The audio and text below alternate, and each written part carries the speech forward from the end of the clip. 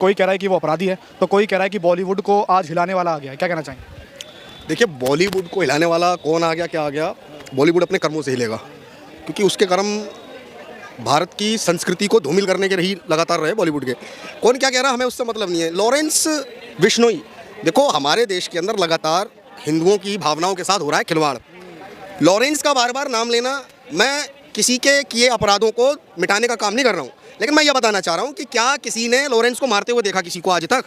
आज तक इतने मामले लॉरेंस के ऊपर अगर दर्ज है, तो एक भी मामले में आज तक कोई गवाह भी नहीं है। सिद्धू मूसेवाला को मारा, उन्होंने खुद बोला है कि हमने मारा सिद्धू मूसेवाला। देखिए, बोलने से अपराध सिद्ध नहीं होते हैं। जो व्यक्ति जेल में खड़ा है, जेल में सरकार की कस्टडी में है, उसके बोलने से अपराध सिद्ध कैसे होगा? उसको सिद्ध करने के लिए सरकार को एविडेंस देना पड़ेगा ना। मैं तो लाख बार बोलता रहूंगा, मैंने आपके कान पे थप्पड़ मार दिया है अभी। आप सिद्ध करो ना, थाने में कैसे करोगे? कर दोगे? मेडिकल में भी नहीं आएगा। आप ये समझिए कि देश का माहौल खराब करने के लिए, और माहौल खराब करने वाले कौन है? लगातार पूरे देश के अंदर माहौल खराब हो रहा है। मार कौन रहा है? अफवाह किसी की उड़ाई जा रही है, और खामा-खा आजकल क्या चर्चा में आ रहा है कि अंडरवर्ल्ड। आप तो ऐसे बात कर रहे हो, लॉरेंस बिश्नोई के जैसे भोले वाले बच्चे हैं, उनको जानबूझ के जेल में डाल दिया गया है। देखिए, मैं उनकी बात कर रहा हूं जिनकी बात करना इस देश में कुछ लोगों ने बताया कि उनकी आतंक की हरकतों ने, बर्बरताओं ने उनके मस्तिष्क पर कोई प्रभाव नहीं डाला। वो लोग आज किसी को आरोपी इसलिए ठहरा रहे हैं क्योंकि उसने केवल इतना कह दिया कि हाँ मैं जिम्मेदारी ले रहा हूँ। और मैं कहता हूँ भाई, मैं भी एक समाज से हूँ। अगर मेरी समाज की भावनाएं आहत होंगी और सरकार उसमें नपुंसक सिद्ध हो जाएगी, उन भावनाओं के प्रति कोई कानून या कुछ भी कार्रवाई नहीं कर पाती है, तो फिर मैं भी तो बोलूँगा जहाँ मिलेगा मारूंगा। तो क्या मैं आरोपी हो गया? नहीं ना।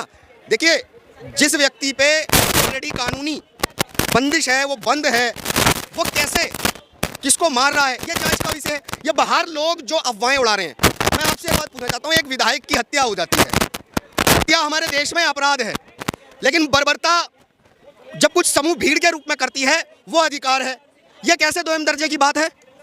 एक तरफ हत्या अगर हुई है, तो आप बताइए कि वो जो विधायक था, क्या वो दूध का दूल्हा था? उसके संबंध किससे थे, क्या थे? ये पूरे भारत में सबके सामने है ना।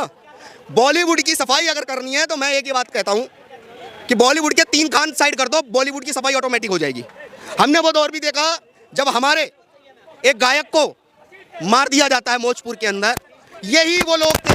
तब इस देश के अंदर नहीं आवाज उठाई गई थी कि किस प्रकार इस देश के अंदर जो आतंक मचा रखा था गैंगवार का, और कैसे सनातन विरोध में एक गायक की निर्मम हत्या कर दी जाती। तब नहीं लोगों ने बताया कि वो दाऊद इनका कौन था, वो दाऊद क्यों भागा था। लॉरेंस कहीं भागा थोड़ी है। लोग ये भी कह रहे हैं कि कभी दाऊद का खौफ था, लॉरेंस का खौफ है बॉलीवुड। देखिए, खौफ होना चाहिए हिंदुओं का, जिनकी बुद्धिमता आतंक के समर्थन में, आतंकियों के समर्थन में है, और देश की जनता देख रही है। जो विधवा विलाप रोके दिखाते हैं आतंकियों के जनाजों पर, ये देश की जनता देख रही है। मैं किसी भी अपराधी का समर्थन नहीं कर रहा हूं, लेकिन आप उस व्यक्ति की बात कर रहे हैं जो ऑलरेडी सरकार के पास है। सरकार भी तो साबित करेगी ना। आप कैसे साबित कर देंगे? एक नेता देश के अंदर जुमला दे देता है कि मेरी सरकार आएगी, मैं ये दूंगा, वो दूंगा, इतने पैसे दूंगा, तो फिर भाई दिलवाते क्यों नहीं हो? एक नेता भी तो झूठ बोल के गद्दी पे जाता है, तो यानी वो जन भावनाओं को आहत करता है ना। जन भावनाओं को आहत करते हुए जनता से वोट लेके उनके विश्वास का मर्डर करने वाला एक नेता, वो कैसे बच जाएगा? उसी प्रकार जेल में ऑलरेडी कस्टडी में है ना कानून की, या तो फिर आपको कानून पर भरोसा नहीं है। जो व्यक्ति ऑलरेडी कस्टडी में है, उसके नाम की अफवाहें क्यों फैलाई जा रही हैं? सारी जांच होनी चाहिए, और हत्या हुई है तो जांच होनी चाहिए। और आप कह रहे हो कि लॉरेंस का डर हिंदुओं का होना चाहिए। हिंदुओं के साथ में बर्बरताएं होती हैं इस देश के अंदर। लोगों शूटर पकड़ा गया, उसने बोला है कि हम लॉरेंस गैंग के आदमी हैं। भाई, लॉरेंस गैंग का आदमी तो हमने मीडिया पे ये भी सुना है, एक कहावत, जिसकी गाड़ी पे भगत सिंह की फोटो वो लॉरेंस का आदमी। अब क्या करोगे?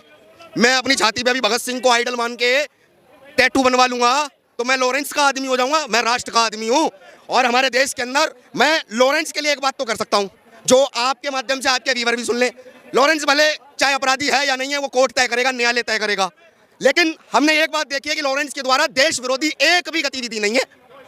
आप ये बताइए ना, जिनके द्वारा देश विरोधी गतिविधि है, उनके जनाजों पे रोना और सरकारों को कोसना और भीड़ में निकलकर हिंदुओं को डराना, धमकाना और लोकतंत्र की हत्या करना, क्या वो अपराध नहीं है?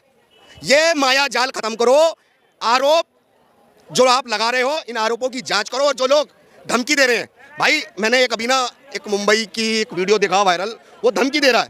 और धमकी क्या दे रहा है कि मैं ये कर दूंगा, वो कर दूंगा। तो भाई, जिसके नाम का खौफ आप बता रहे हो कि सलमान घर से निकलना बंद हो गया, बाहर से 2.5 करोड़ की गाड़ी मंगा रहा है, वो लॉरेंस को धमका रहा है। अरे जो व्यक्ति ऑलरेडी जेल के अंदर है उसका खौफ इतना बनाया जा रहा है कि वो कुछ भी कर सकता है, तो तू बाहर रह के धमकी दे के बच जाएगा? तू भी फिर कहीं ना कहीं निपटाया जाएगा और फिर कोई एक और युवा निकल के आएगा भगत सिंह की फोटो लेकर और फिर लोगों को बताएगा मैं भी लॉरेंस गैंग का हूँ। कई लोग कह रहे हैं कि जो खालिस्तान की मांग उठती थी आज वो बंद हो गई है। कौन से खालिस्तान की मांग भाई? काय की मांग? खालिस्तान नाम का आप पूरी दुनिया में एक ऐसा पुराना नक्शा निकाल के दिखाओ जहां खालिस्तान का अस्तित्व भी था। ख्यालों में सोचे गए देश का नाम नहीं देगा भारत किसी को भी, समझ लो कान खोल के। लॉरेंस नहीं, इस देश का हर नागरिक राष्ट्रवादी है और राष्ट्रवाद की विचारधारा अपने देश को समर्पित है, अपने देश के लिए ही है।